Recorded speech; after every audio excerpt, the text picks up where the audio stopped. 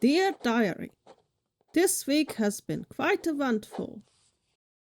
I finally started timing some plus 10s and had some moments I was proud of where I saved someone or the whole party, but I had some downs as well, of course, such as this theater of pain that lived up to its name and made the biggest mistake possible as a paladin, which led to almost a full group wipe. And we finally open our fattest vault yet with 3 mythic track items.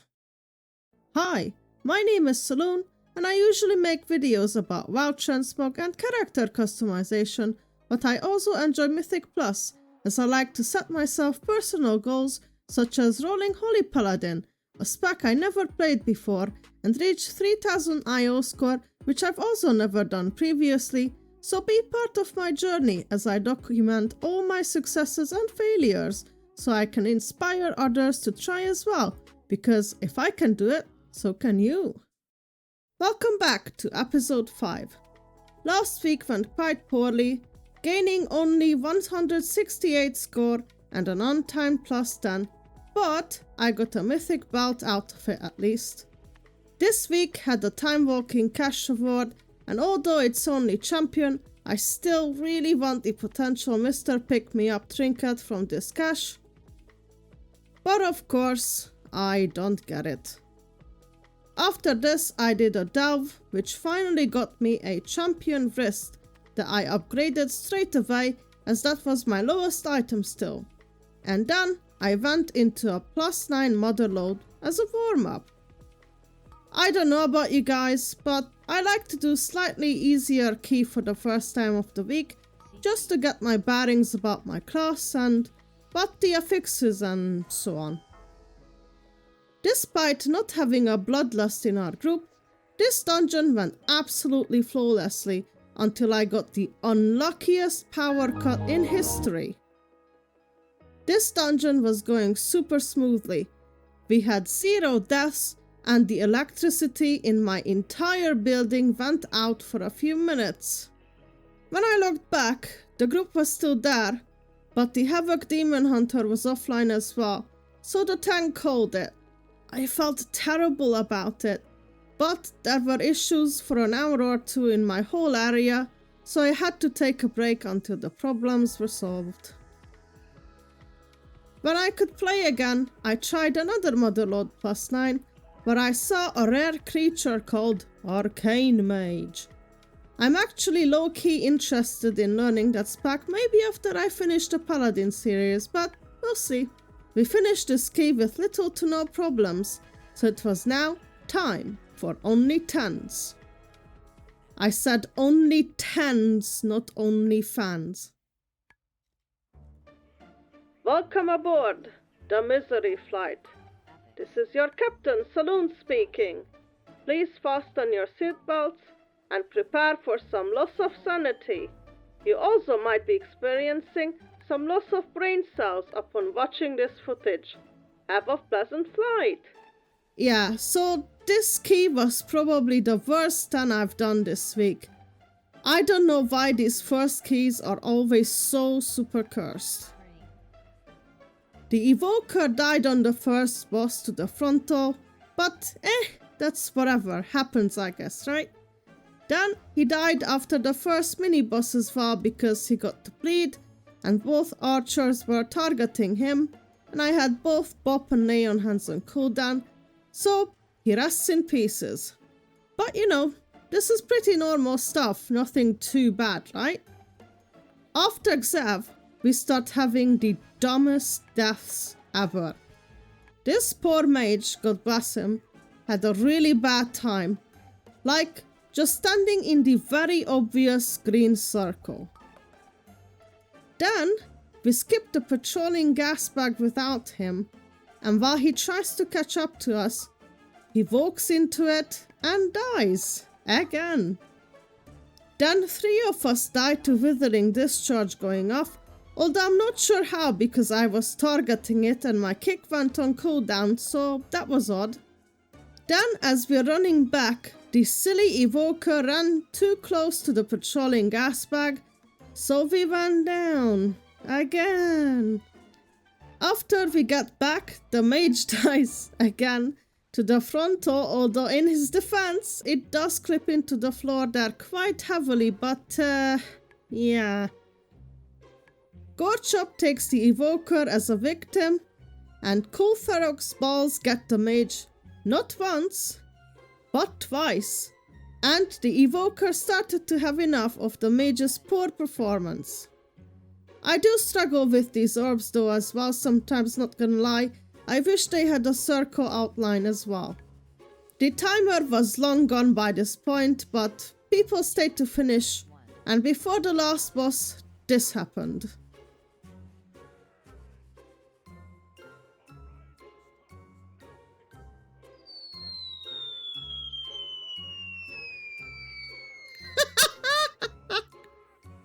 Oh, that was great. On the last boss, towards the last 20%, we had someone on the floor, and then 2 more followed, and then I died as well. On the next try, 2 people died to the frontal, so we reset. But on the 3rd try, we are finally done with this godforsaken place. My brain was fried to a crisp after this key. I did not stop there though. The next destination was Workshop 10. After the first boss, the tank wanted to skip a pack, but someone ran into it, and then he started typing instead of tanking, so I got healing aggro and paid the price.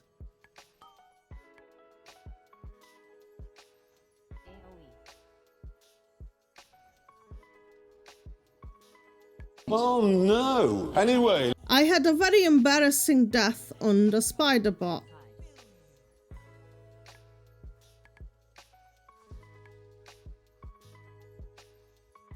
On the last boss, the mage forgot to lust, and everyone's yelling at him, but it never comes.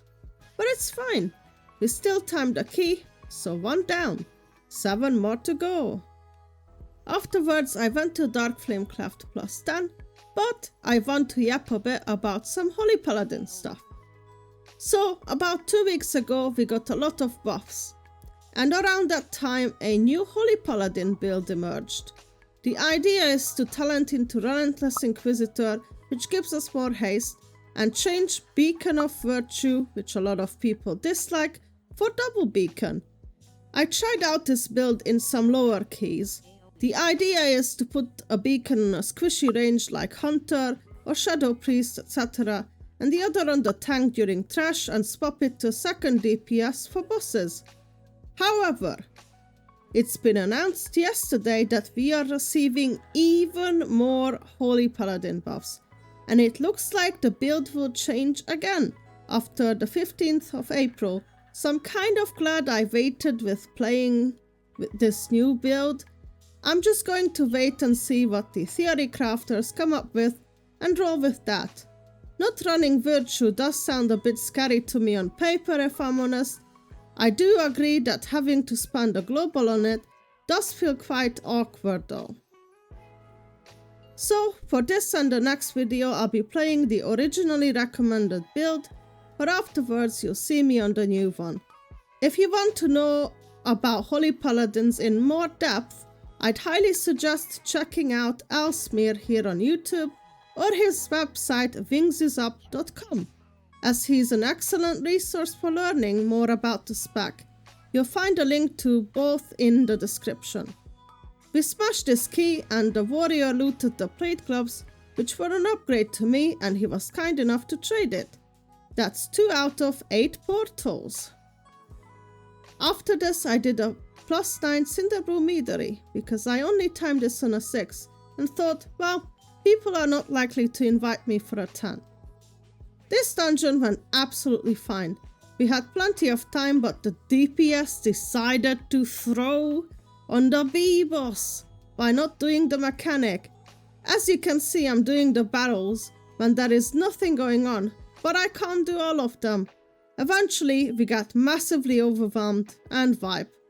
Needless to say that this cost us enough time that we couldn't finish the dungeon in time, so this was an absolute waste of an effort. I was really pissed off, so I logged off for the day after this. A couple days later, I'm back in motherlode +10, and by a pure coincidence, I have the same tank I had a few days ago in the motherlode 9, but furthermore, we almost have the same group composition as well with the Shadow Priest and the Shaman. Only the Arcane Mage is missing. I often show a lot of suffering throughout these episodes, mainly because I think those are the best teaching moments. It's always best to learn from mistakes, whether it's yours or someone else's. That being said, there are also a lot of small moments that just makes me happy. Like how on the first boss I scored a pretty game-saving goal on the boss nobody else could have done otherwise.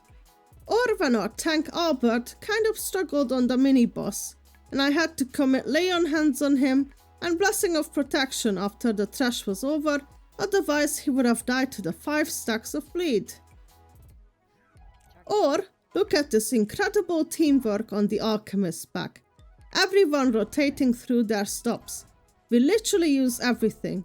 Shockwave, Stun Totem, Thunderstorm, Blinding Light, Fear, Blinding Sleet, another Fear, Interrupts. It's beautiful, silent teamwork. One does go through at the end, but it didn't matter. And it's just little things like this is what makes Mythic Plus fun for me. Do you know what else is beautiful? The subscribe button. Supposedly if I say subscribe, the button starts sparkling on YouTube, but I'm not sure, I've never actually seen it. But maybe you do now. The end of the dungeon became quite messy unfortunately, where I got sandwiched between 2 fixates, but I didn't realize at the time. So I die. Before the last 2 machines, the priest fell to a bomb, and then the tank death gripped the bomb onto himself, so we all fell, which was kind of funny, not gonna lie. Anyway, despite all the hiccups, we still managed to time this dungeon, thus earning my 3rd portal. Next on the chopping block was Rookery. I'll show you in 3 clips what happens.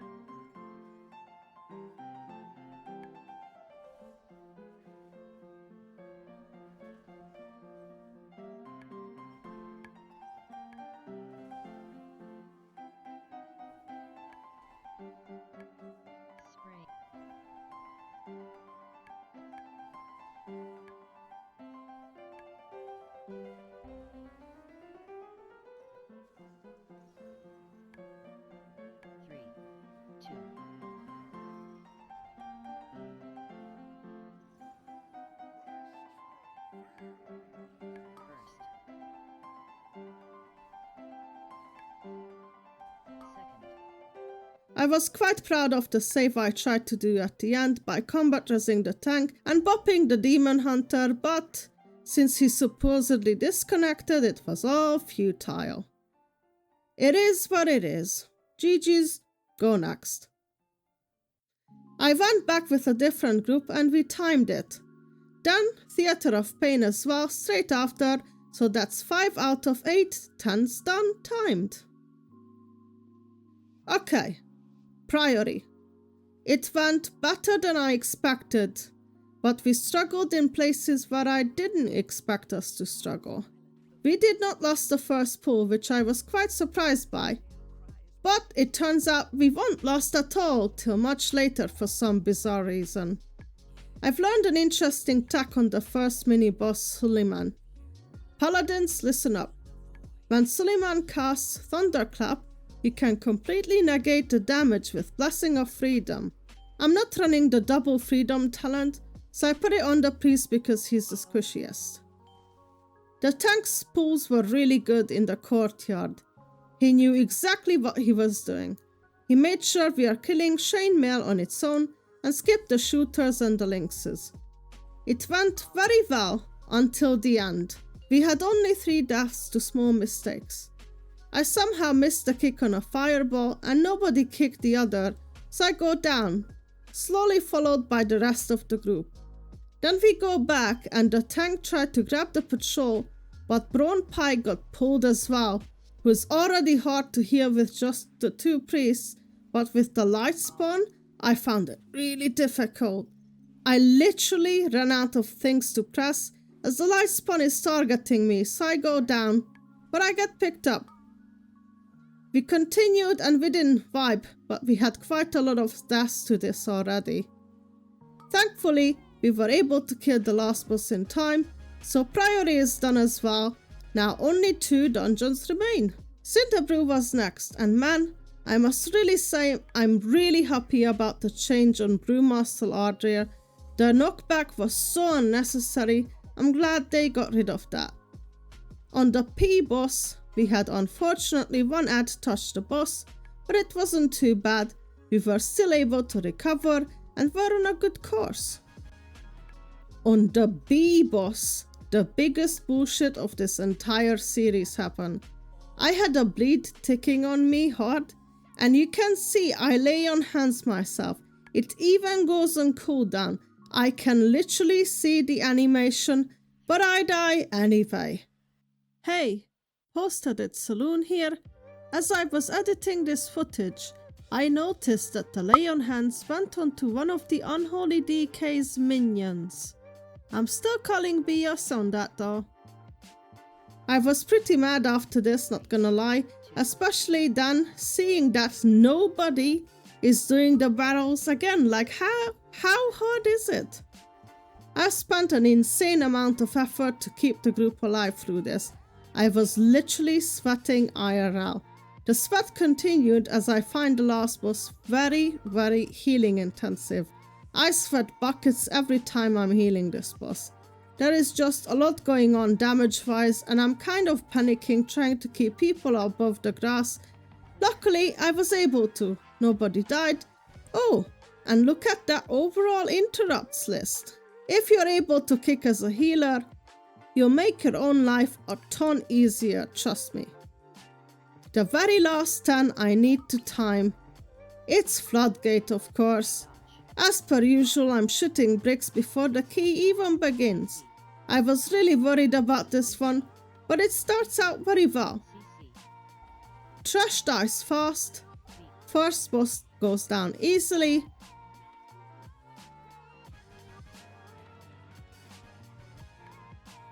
But then I make the biggest, dumbest mistake you can do as a paladin.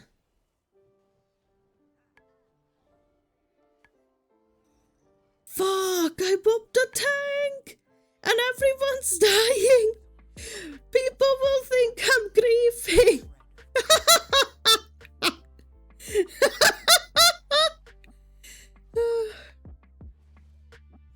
On the demolition duo, the warlock stunned himself into a circle and perished.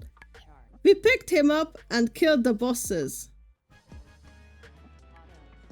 After bubbles, I love how 3 of us are standing in the inspector's frontal, like the boomkin and the tank are literally blocking my character, but only I die. Classic. On the last boss, I feel like there is something a lot of people don't realize. When you get the spark fixate, you can run across an unelectrified puddle. Obviously, don't take a bath in them or don't stand in them, but you can just quickly run through them without getting hurt. At least in my experience. Anyway, we smashed this boss, and at the end, I apologize to everyone once again about the bop incident, but everyone's cool about it and we parted ways. So, I'm officially 8 out of 8 plus 10s timed. One thing remains now. The vault. Well, I was really hoping for Trinket, to be honest, from Dark Flame Craft or Priory, but all of these options were an upgrade, of course, and I chose the plate boots because they were crit haste, which is really good for us. Plus, I had steel champion boots, so this was going to be the biggest upgrade for now. I also upgraded my sword to 675.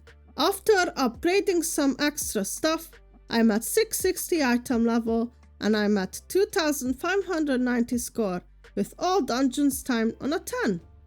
I have never ventured beyond this point, before, so I'm excited to see how I'll fare in hierarchies. Although I'm only 410 score away from reaching my goal, I'm expecting the progression to slow down a lot, but we'll see. As per usual, I thank you all very much for watching. Subscribe for more if you enjoyed, otherwise I'll catch you next time. Bye bye!